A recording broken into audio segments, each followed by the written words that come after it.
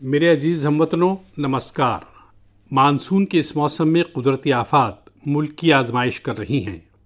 गुज़िश्ता कुछ हफ्तों में हमने सैलाब और चट्टानों के टुकड़े गिरने का बड़ा कहर देखा है। कहीं पर घर तबाह हो गए, कहीं खेत पानी में डूब गए, ख़ानदान के ख़ानदान उजड़ गए। पानी की तेज़ बहाव में कहीं पर पुल बह गए, सड़कें बह गईं, लोगों की ज़िंदगी खतरे में पड़ गई। इन वाक़यात से हर हिंदुस्तानी को दुख हुआ है। जिन कुनबों ने अपने अजीज़ व क़रीब को खोया है, उनका दर्द हम सब का दर्द है। जहाँ भी कुदरती आफात आईं, वहाँ के लोगों को बचाने के लिए हमारे एनडीआरएफ और एसडीआरएफ के जवान, दीगर सिक्योरिटी फोर्सेस, हर कोई दिन रात लगा रहा। जवानों ने तकनीक का सहारा भी लिया।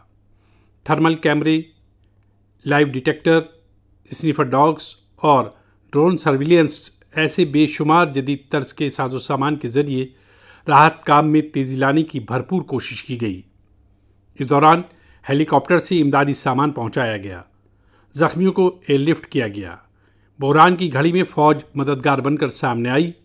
मकामी लोग, सामाजिक कारकुन, डॉक्टर, इंतज़ामिया, बहरान की इस घड़ी में सभी ने हर मुमकिन कोशिश की। मैं ऐसे हर शहरी को दिल से शुक्रिया अदा करता हूं जिन्होंने इस दुश्वार घड़ी में इंसानियत को मुकद्दम रखा है।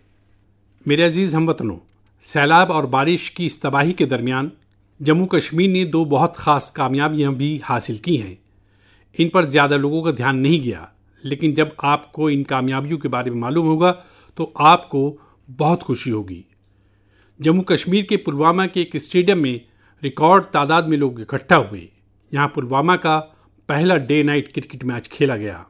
पहले ऐसा नामुमकिन था, लेकिन अब मेरा मुल्क बदल रहा है। ये मैच रॉयल प्रीमियर लीग का हिस्सा है, जिसमें जम्मू कश्मीर की अलग अलग टीमें खेल रही हैं। इतने सारे लोग, खासतौर पर नौजवान, पुलवामा में रात के वक्त हज़ारों की तादाद में क्रिकेट का लुत्फ उठाते हुए, ये मंजर वाकई काबिल दीद था। साथियों, दूसरा इनकाद जिसने अपनी जानिब तवज्जो मबजूल कराई है, वो है मुल्क में मुनक्किदा पहला खेलो इंडिया वाटर स्पोर्ट्स फेस्टिवल, और वो भी श्रीनगर की डल झील पर हुआ। वाकई ऐसा फेस्टिवल मुनक्किद करने के लिए ये कितनी ख़ास जगह है। इसका मकसद है जम्मू कश्मीर में वाटर स्पोर्ट्स को और भी ज़्यादा मकबूल बनाना। इसमें पूरे भारत से 800 से ज़्यादा एथलीट्स ने हिस्सा लिया। खातून एथलीट्स भी पीछे नहीं रहीं, उनकी शमूलियत भी करीब करीब मर्दों के बराबर थी। मैं उन सभी खिलाड़ियों को मुबारकबाद देना चाहता हूं जिन्होंने इसमें हिस्सा लिया। मध्य प्रदेश को खुसूसी तौर पर मुबारकबाद, जिसने सबसे ज़्यादा मेडल जीते। उसके बाद हरियाणा और उड़ीसा का मुकाम रहा। जम्मू कश्मीर की सरकार और वहाँ के अवाम के खुलूस और मेहमान नवाजी की मैं भरपूर सताइश करता हूँ। साथियों, इस इनकाद से वाबस्ता तजर्बे को आप तक पहुँचाने के लिए मैंने सोचा है कि ऐसे दो खिलाड़ियों से भी बात करूँ जिन्होंने इसमें हिस्सा लिया। इनमें से एक हैं उड़ीसा की रश्मिता साहू और दूसरे हैं श्रीनगर के मोहसिन अली। आइए सुनते हैं वो क्या कहते हैं। रश्मिता जी, नमस्ते। नमस्ते सर। जय जगन्नाथ। जय जगन्नाथ सर। रश्मिता जी, सबसे पहले तो आपको खेल जगत में सफलता के लिए बहुत बहुत बधाई। Thank you sir. रश्मिता, हमारे श्रोता आपके बारे में और आपकी खेल यात्रा के बारे में जानने के लिए बहुत उत्सुक है। मैं भी बहुत उत्सुक हूँ, बताइए। सर, मैं रश्मिता साहू हूँ, उड़ीसा से, और मैं कैनोइंग प्लेयर हूँ। मैं 2017 से कोर्स ज्वाइन किया था, कैनोइंग शुरू किया था, और मैं नेशनल लेवल में नेशनल चैंपियनशिप और नेशनल गेम्स में पार्टिसिपेट किया हूँ। मेरा 41 मेडल्स है, 13 गोल्ड, 14 सिल्वर और 14 ब्रॉन्ज मेडल सर। इस खेल की रुचि कैसे बनी? सबसे पहले किसने आपको इस तरफ प्रेरित किया? आपके परिवार में खेल का वातावरण है क्या? नहीं सर, मैं जिस गांव से आती हूँ उसमें खेल का कोई ये नहीं था। तो इधर नदी में बोटिंग हो रहा था, तो ऐसे स्विमिंग के लिए गया था। तो ऐसे मैं और मेरा दोस्त लोग ऐसे स्विमिंग कर रहा था, तो एक बोट गया है कैनोइंग काइकिंग का। तो मेरे को उसके बारे में कुछ पता नहीं था। तो मैंने मेरा दोस्त को पूछा ये क्या है। तो दोस्त ने बताया कि उधर जगतपुर में साई स्पोर्ट्स सेंटर है, उसमें खेल का होता है, उसमें मैं भी जाने वाली हूँ। मेरे को बहुत इंटरेस्टिंग लगा, तो ये क्या है, मुझे पता भी नहीं था। ये तो पानी में बच्चे लोग कैसे करते हैं, बोटिंग करते हैं। मैं उसको बोला कि मुझे भी जाना है, कैसे कैसे जाना है मुझे भी बताओ। तो उधर जाके बात करो बोला है। फिर मैं तुरंत घर में जाके, पापा मेरे को जाना है, पापा मेरे को जाना है। फिर पापा लोग ठीक है लेके आया। उस टाइम ट्रायल तो नहीं था। फिर कोच लोग ने बोला कि ट्रायल फरवरी में होता है, फरवरी मार्च में, आप उस टाइम ट्रायल के टाइम में आ जाओ। फिर मैं ट्रायल के टाइम में आया। अच्छा रश्मिता, कश्मीर में हुए खेलो इंडिया वाटर स्पोर्ट्स फेस्टिवल में आपका स्वयं का अनुभव कैसा रहा? पहली बार कश्मीर गई थी? हाँ सर, मैं पहली बार कश्मीर गई थी। हम लोग को उधर फर्स्ट खेलो इंडिया वाटर स्पोर्ट्स फेस्टिवल आयोजित किया गया था। उसमें मेरा 2 इवेंट था, सिंगल 200 मीटर और 500 मीटर डबल में। और मैं दोनों में गोल्ड मेडल हासिल किया हूँ सर। अरे वाह, दोनों में ले आई हो। Yes sir. बहुत बहुत बधाई। Thank you sir. अच्छा रश्मिता, वाटर स्पोर्ट्स के अलावा आपकी क्या हॉबीज हैं? सर वाटर स्पोर्ट्स के अलावा सर, मेरे को रनिंग बहुत अच्छा लगता है। जब भी मैं छुट्टी में जाती हूँ तब मैं रनिंग के लिए जाती हूँ। मेरा जो पुराना फील्ड है उधर मैं पहले थोड़ा सा फुटबॉल खेलना सीखी थी, तो उधर जब भी जाती थी मैं बहुत रनिंग करती हूँ। और मैं फुटबॉल भी खेलती हूँ सर, थोड़ा बहुत। मतलब खेल आपके रगों में है। हाँ सर, मैं जब फर्स्ट क्लास से 10th क्लास तक जब स्कूल में था, तो मैं जो भी पार्टिसिपेट करता था उसमें सब में फर्स्ट होता था, चैंपियन होता था सर। रश्मिता, जो लोग आपकी तरह खेलों में आगे बढ़ना चाहते हैं, अगर उनको कोई संदेश देना है तो आप क्या दोगी? सर बहुत सारे बच्चे, उनको घर से निकलना भी मना होता है। और लड़की हो, बाहर में कैसे जाओगे। और किसी किसी का पैसा का दिक्कत की वजह से वो लोग खेल छोड़ रहे हैं। और ये जो खेलो इंडिया का स्कीम हो रहा है उसमें बहुत सारे बच्चों को पैसा का भी मदद मिलता है, और बहुत सारे बच्चों को बहुत सारे हेल्प मिल रहा है। उसके वजह से बहुत सारे बच्चे आगे जा पा रहे हैं। और मैं बोलूँगी सबसे कि खेल को छोड़ो मत, खेल से बहुत आगे जा सकते हैं। तो खेल तो एक खेल है, लेकिन उसमें शरीर का हर अंश स्वस्थ भी रहता है। और खेल को आगे लेके इंडिया को मेडल दिलवाना हमारा कर्तव्य है सर। चलिए रश्मिता जी, मुझे बहुत अच्छा लगा। आपको फिर से एक बार बहुत बहुत बधाई। और आपके पिताजी को भी मेरी तरफ से प्रणाम कहिएगा, क्योंकि उन्होंने इतनी कठिनाइयों के बीच भी एक बेटी को आगे बढ़ने के लिए इतना प्रोत्साहन दिया। मेरी बहुत बहुत शुभकामनाएं हैं। धन्यवाद। Thank you sir. जय जगन्नाथ। जय जगन्नाथ सर। मोहसिन अली, नमस्ते। नमस्ते सर। मोहसिन जी, आपको बहुत बहुत बधाई और आपके उज्जवल भविष्य के लिए बहुत बहुत शुभकामनाएं। Thank you sir. मोहसिन, आपने पहले खेलो इंडिया वाटर स्पोर्ट्स इसका फेस्टिवल, और उसमें भी सबसे पहला गोल्ड मेडल जीतने वाले आपको कैसा लगा? सर बहुत ही खुश हूँ मैं। मैंने गोल्ड मेडल जीता है खेलो इंडिया में, जो पहली बार हुआ है यहाँ पर कश्मीर में। लोगों में क्या चर्चा है? बहुत ही चर्चा है सर। पूरी फैमिली खुश है अभी। आपके स्कूल वाले? स्कूल वाले भी सब खुश है। कश्मीर में सब बोलते हैं आप गोल्ड मेडलिस्ट हो। तो आप तो बड़े सेलिब्रिटी बन गए। Yes sir. अच्छा, वाटर स्पोर्ट्स की रुचि कैसे बनी और उसके फायदे क्या नजर आ रहे हैं आप? पहले बचपन में मैंने देखा वो बोट चलती हुई वहाँ पर डल लेक में। पापा ने बोला आप करोगे? मैं हाँ, मुझे भी शौक है। मैं भी फिर गया वहाँ पर सेंटर में मैडम के पास। फिर मैम ने मुझे सिखाया, बिल्किस मैम ने। अच्छा मोहसिन, पूरे देश के लोग आए थे, पहली बार वाटर स्पोर्ट्स का कार्यक्रम हुआ, और वो भी श्रीनगर में हुआ, वो भी डल झील में हुआ। ये इतने सारे देश के लोग आए, तो वहाँ के लोगों को क्या फील होता था? बहुत ही खुशी है सर। सब बहुत अच्छी जगह है, पूरा अच्छा है यहाँ पर, फैसिलिटी सब कुछ अच्छी है। सब यहाँ पर सब कुछ अच्छा रहा खेलो इंडिया में। तो आप कहीं खेलने के लिए कश्मीर के बाहर गए हैं कभी? इससे मैं भोपाल गया हूँ, गोवा गया हूँ, केरला गया हूँ, हिमाचल गया हूँ। अच्छा, फिर आप तो पूरा हिंदुस्तान देख लिए है। Yes sir. अच्छा, ये इतने सारे खिलाड़ी वहाँ आए थे, यस सर। तो नए दोस्त बनाए कि नहीं बनाए? सर बहुत दोस्त बना दिए।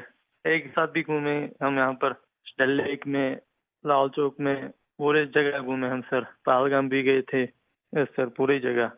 देखिए, मैंने तो देखा है कि जम्मू कश्मीर में स्पोर्ट्स टैलेंट बड़ा गजब का है जी। Yes sir. हमारे जो जम्मू कश्मीर के नौजवान है, वो देश का नाम रोशन करे, इतना सामर्थ्य है उनके अंदर, और आपने करके दिखाया है। सर मेरा ड्रीम है ओलंपिक में मेडल जीतना, वही ड्रीम है। वाह, शाबाश। वही ड्रीम है सर। देखिए, आपसे सुन करके ही मेरे तो रोंगटे खड़े हो गए।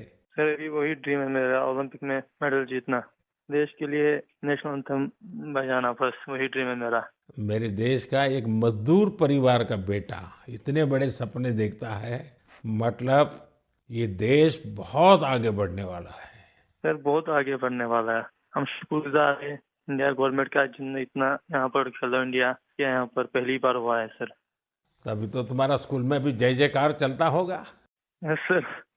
चलिए मोहसिन, मुझे बहुत अच्छा लगा आपसे बात करके, और मेरी तरफ से आपके पिताजी को विशेष रूप से मेरा धन्यवाद करना, क्योंकि उन्होंने मजदूरी की जिंदगी जी करके भी आपकी जिंदगी बनाई है, और आपने अपने पिताजी के शब्दों पर बिल्कुल आराम किए बिना 10 साल तक तपस्या की है। ये खिलाड़ी के लिए बहुत बड़ी प्रेरणा होती है।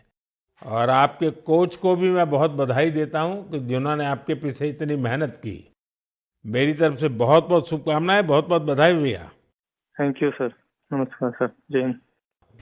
साथियों, एक भारत श्रेष्ठ भारत का जज्बा, मुल्क का इत्तेहाद, मुल्क की तरक्की के लिए बहुत ज़रूरी है, और यकीनन इसमें खेलों का अहम रोल है। और इसलिए यही मैं कहता हूँ, जो खेलता है वो खिलता है।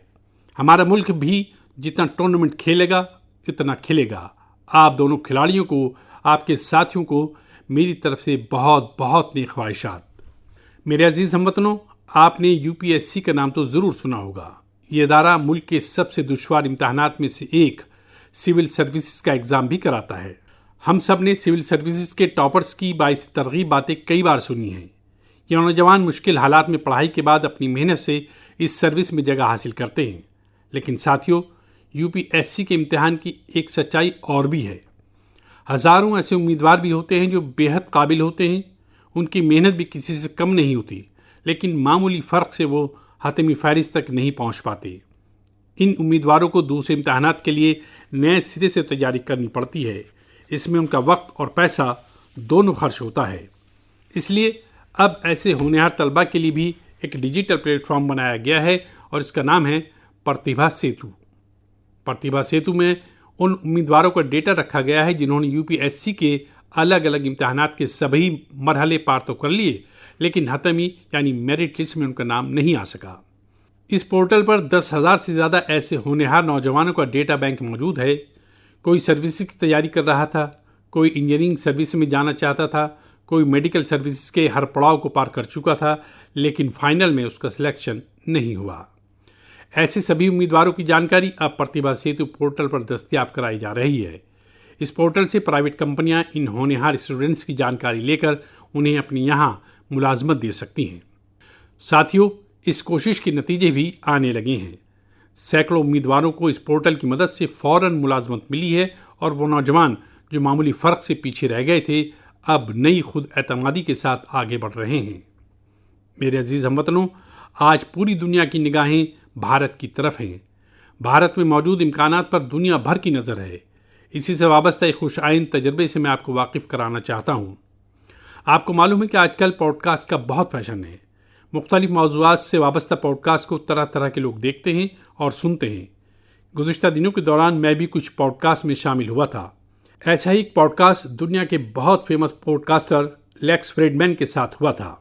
उस पॉडकास्ट में बहुत सी बातें हुई और दुनिया भर के लोगों ने उसे सुना भी। और जब पॉडकास्ट पर बात हो रही थी तो बातों बातों में ऐसे ही मैंने एक मौजू उठाया था।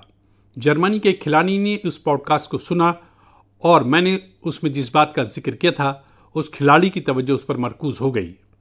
उन्होंने उस टॉपिक से इतना कनेक्ट किया कि पहले उन्होंने इस टॉपिक पर रिसर्च की और फिर जर्मनी में भारतीय सिफारतखाने से रुजू किया और उन्होंने ख़त लिख कर बताया कि वो इस मौजू के सिलसिले में भारत के साथ राबता रखना चाहते हैं। आप सोच रहे होंगे कि मोदी जी ने पॉडकास्ट में ऐसी क्या बात कह दी जिसे जर्मनी के एक खिलाड़ी ने तहरीक हासिल की। ये कौन सा मौजू था? मैं आपको याद दिलाता हूँ, मैंने पॉडकास्ट में बातों बातों में मध्य प्रदेश के शहडोल में फुटबॉल के क्रेज़ से वाबस्ता एक गाँव का तस्करा किया था।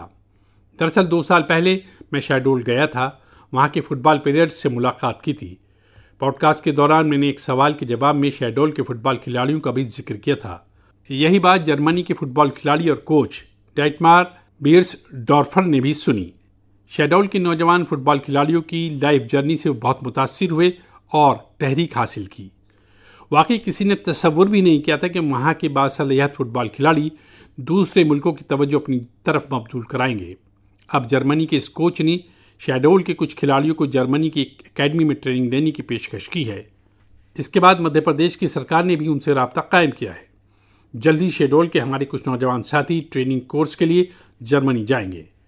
मुझे देखकर भी बहुत अच्छा लगता है कि भारत में फुटबॉल की मकबूलियत लगातार बढ़ रही है। मैं फुटबॉल के शायकीन से ये अपील करता हूँ कि जब वक्त मिले वो शहडोल ज़रूर जाएं और वहाँ हो रहे स्पोर्टिंग रेवोल्यूशन को करीब से देखें। मेरे अजीज़ हमवतनों, सूरत में रहने वाले जितेंद्र सिंह राठौर के बारे में जानकर आपको बहुत इत्मीनान का एहसास होगा, दिल फख्र से सरशार हो जाएगा। जितेंद्र सिंह राठौर एक सिक्योरिटी गार्ड हैं और उन्होंने एक ऐसी मुनफरिद पहल की है जो हर मुहिब वतन के लिए बहुत बड़ी तहरीक का बाइस है। गुज़िश्ता कुछ बरसों से वो इन सभी जवानों के बारे में जानकारी इकट्ठा कर रहे हैं जिन्होंने भारत माता की हिफाजत करते हुए अपनी जान का नजराना पेश कर दिया। आज उनके पास पहली आलमी जंग से लेकर अब तक शहीद होने वाले हज़ारों दिलेर जवानों के बारे में जानकारी मौजूद है। उनके पास शहीदों की हज़ारों तस्वीरें भी हैं। एक बार एक शहीद के वालिद की कही गई बात उनके दिल को छू गई। शहीद के वालिद ने कहा था, बेटा गया तो क्या हुआ, वतन तो सलामत है ना। इस एक बात ने जितेंद्र सिंह जी के दिल में हुब्बुल वतनी का एक मुनफरिद जुनून भर दिया। आज वो कई शहीदों के कुनबों के साथ राब्ता कायम किए हुए हैं। उन्होंने तकरीबन 2500 शहीदों के वालिदैन के चरणों की मिट्टी भी अपने पास लाकर रखी है। ये मुसल्लह अफवाज के तई उनकी वसी मोहब्बत और वाबस्तगी की जीती जागती मिसाल है। जितेंद्र जी की ज़िंदगी हमें हुब्बुल वतनी की हकीकत का दर्स देती है। मेरे अजीज़ हमवतनों, आजकल आपने देखा होगा अक्सर घर की छतों पर, बड़ी इमारतों पर, सरकारी दफातर में सोलर पैनल चमकते हुए नजर आते हैं। लोग अब इसकी अहमियत को समझ रहे हैं और खुले दिल से अपना रहे हैं। हमारे मुल्क पर सूर्य देव की इतनी कृपा है तो क्यों ना उनकी दी हुई इस तवानाई का भरपूर इस्तेमाल करें। साथियों, सोलर पावर से किसानों की ज़िंदगी भी बदल रही है। वही खेत, वही मेहनत, वही किसान, लेकिन अब मेहनत का फल कहीं ज़्यादा है। ये तब्दीली आ रही सोलर पंप से और सोलर राइस मिल से। आज मुल्क की कई रियासतों में सैकड़ों सोलर राइस मिल कायम हो चुकी हैं। इन सोलर राइस मिलों से किसानों की आमदनी के साथ ही उनके चेहरे की रौनक भी बढ़ गई है। साथियों, बिहार की देवकी जी ने सोलर पंप से गांव की तकदीर बदली है। मुजफ्फरपुर के रतनपुरा गांव की रहने वाली देवकी जी को लोग अब प्यार से सोलर दीदी कहते हैं। देवकी जी की ज़िंदगी आसान नहीं थी। कम उम्र में शादी हो गई, छोटा सा खेत, 4 बच्चों की जिम्मेदारी और मुस्तकबिल की कोई वाज़ेह तस्वीर नहीं थी, लेकिन उनका हौसला कभी कम नहीं हुआ। वो एक सेल्फ हेल्प ग्रुप के साथ शामिल हो गई और वहाँ उन्हें सोलर पंप के बारे में जानकारी मिली। उन्होंने सोलर पंप के लिए कोशिश शुरू कर दी और इसमें कामयाब भी रहीं। सोलर दीदी के सोलर पंप ने इसके बाद जैसे गांव की तस्वीर ही बदल दी। जहां पहले कुछ एकड़ आबादी में आबपाशी होती थी, अब सोलर दीदी के सोलर पंप से 40 एकड़ से ज़्यादा रकबे में पानी पहुंच रहा है। सोलर दीदी की इस मुहिम में गांव के दीगर किसान भी शामिल हो गए हैं। उनकी फसलें हरी भरी होने लगी हैं और आमदनी में भी इजाफा होने लगा। साथियों, पहले देवकी जी की ज़िंदगी 4 दीवारी तक ही महदूद थी, लेकिन आज वो पूरी खुद एतमादी के साथ अपना काम कर रही हैं। सोलर दीदी बनकर पैसा कमा रही हैं और सबसे दिलचस्प बात यह कि वो इलाके के किसानों से UPI के ज़रिए पेमेंट लेती हैं। अब पूरे गांव में उन्हें बहुत एहतराम की निगाह से देखा जाता है। उनकी मेहनत और दूरअंदेशी ने ये दिखा दिया है कि शमसी तवानाई सिर्फ बिजली का वसीला नहीं है, बल्कि ये गांव-गांव में नई रोशनी लाने वाली एक नई कुव्वत भी है। मेरे अजीज़ हमवतनों, 15 सितंबर को भारत के अजीम इंजीनियर मोक्ष गंडुम विश्वेश्वरैया जी का यौम पैदाइश होता है। उस दिन को हम इंजीनियर्स डे के तौर पर मनाते हैं। इंजीनियर सिर्फ मशीन नहीं बनाते, वो ख्वाबों को हकीकत में बदल देने वाले कर्मयोगी होते हैं। मैं भारत के हर इंजीनियर की सताइश करता हूँ, उन्हें अपनी तरफ से नेक ख्वाहिशात पेश करता हूँ। साथियों, सितंबर में ही भगवान विश्वकर्मा की पूजा का पवित्र मौका भी आने वाला है। 17 सितंबर को विश्वकर्मा जयंती है। ये दिन हमारे उन विश्वकर्मा भाइयों को भी वक्फ है जो रिवायती दस्तकारी, हुनरमंदी और इल्म पर मबनी साइंस को लगातार एक नस्ल से दूसरी नस्ल तक पहुंचा रहे हैं। हमारे सुतार, लोहार, सुनार, कुम्हार, मूर्ति बनाने वाले, बढ़ई, मिस्त्री हमेशा से भारत की खुशहाली की बुनियाद रहे हैं। हमारे विश्वकर्मा भाइयों की मदद के लिए ही सरकार ने विश्वकर्मा योजना भी चलाई है। साथियों, अब मैं आपको एक ऑडियो रिकॉर्डिंग सुनाना चाहता हूँ। तो ये जो मानपत्र में आपने लिखा है, ये स्टेटों के बारे में मैंने जो कुछ किया या हैदराबाद के बारे में हमारी गवर्नमेंट ने जो कुछ किया, ठीक है किया, लेकिन आप जानते हैं कि हैदराबाद का किस्सा इस तरह से हमने किया, उसमें कितनी मुसीबत हुई। सब स्टेटों के साथ, सब प्रिंसेस के साथ हमने वायदा दिया था कि भाई कोई प्रिंस का, कोई राजा का हम अलग फैसला नहीं करेंगे, सबका एक ही साथ जैसे सबका होता है ऐसा उनका भी। लेकिन उनके लिए हमने वहां तक अलग समझौता किया।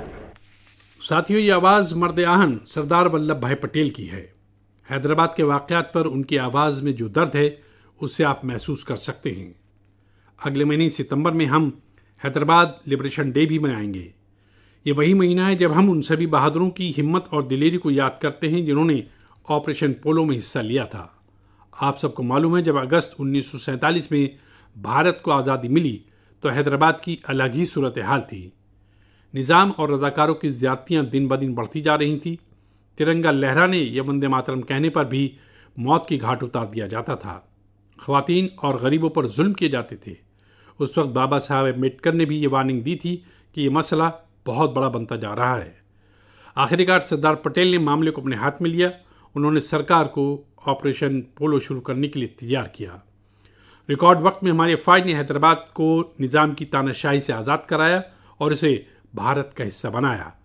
पूरे मुल्क ने इस कामयाबी का जश्न मनाया। मेरे अजीज़ हमवतनों, आप दुनिया के किसी भी हिस्से में चले जाएं, वहाँ आपको भारतीय सकाफत का असर देखने को ज़रूर मिलेगा। और ये असर सिर्फ दुनिया के बड़े शहरों तक ही महदूद नहीं है, बल्कि इसे छोटे छोटे शहरों में भी देखा जा सकता है। इटली के एक छोटे से शहर कैंप रोतोंदो में ऐसा ही देखने को मिला है। यहाँ महर्षि वाल्मीकि जी के मुजस्समे की नकाब कुशाई की गई है। इस प्रोग्राम में वहाँ के मकामी मेयर समेत इलाके के कई सरगर्दा लोग भी शामिल हुए।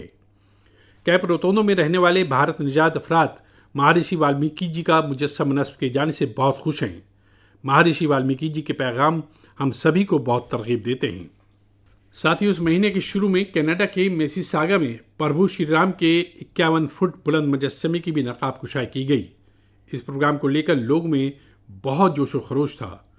सोशल मीडिया पर प्रभु श्री राम के अज़ीमुश्शान मुजस्समे के वीडियोज़ खूब शेयर किए गए। साथियों, रामायण और भारतीय सकाफत के तय मोहब्बत अब दुनिया के हर गोशे में पहुंच रही है। रूस में एक मशहूर मुकाम है व्लादिवोस्तोक। बहुत से लोग इसे ऐसे मकाम की शक्ल में जानते हैं जहां मौसम सरमा में दर्जा हरारत -20 से -30 डिग्री सेल्सियस तक गिर जाता है। इस महीने व्लादिवोस्तोक में एक मुनफरिद नौइयत की नुमाइश का एहतमाम किया गया। इसमें रूस के बच्चों के जरिए रामायण की अलग अलग थीम पर बनाई गई पेंटिंग्स को भी शोकेस किया गया। यहाँ पर एक कंपटीशन का भी इनेकाद किया गया। दुनिया के अलग अलग हिस्सों में भारतीय सकाफत के तई बढ़ती हुई बेदारी देखकर वाकई बहुत खुशी होती है। मेरे अजीज़ हमवतनों, मन की बात में इस बार इतना ही। इस वक्त मुल्क भर में गणेश उत्सव की धूम है। आने वाले दिनों में बहुत सारे त्योहारों की रौनक होगी। इन त्योहारों में आपको स्वदेशी की बात कभी भी नहीं भूलनी है। तोहफा वही जो भारत में बनाया गया हो, पोशाक वही जो भारत में बनी गई हो, सजावट वही जो भारत में तैयार किए गए सामान से हो, रोशनी वही जो भारत में तैयार किए गए झालरों से हो, और भी ऐसा बहुत कुछ। ज़िंदगी की हर ज़रूरत में सब कुछ स्वदेशी हो। फ़ख्र से कहो ये स्वदेशी है, फ़ख्र से कहो ये स्वदेशी है, फ़ख्र से कहो ये स्वदेशी है। इस जज्बे को लेकर हमें आगे चलना है। एक ही मंत्र, वोकल फॉर लोकल। एक ही रास्ता, आत्मनिर्भर भारत। एक ही मकसद, विकसित भारत। साथियों, इन खुशियों के बीच आप सभी सफाई सुथराई पर जोर देते रहें, क्योंकि जहां स्वच्छता है वहां त्योहारों का लुत्फ भी और बढ़ जाता है। साथियों, मन की बात के लिए मुझे इसी तरह बड़ी तादाद में अपने पैगाम भेजते रहिए। आपकी हर तजवीज़ इस प्रोग्राम के लिए बहुत अहमियत की हामिल है। अपना फीडबैक मुझ तक ज़रूर पहुंचाते रहें। अगली बार जब हम मिलेंगे तो और भी नए मौज़ूआत पर बात होगी। बहुत बहुत शुक्रिया। नमस्कार।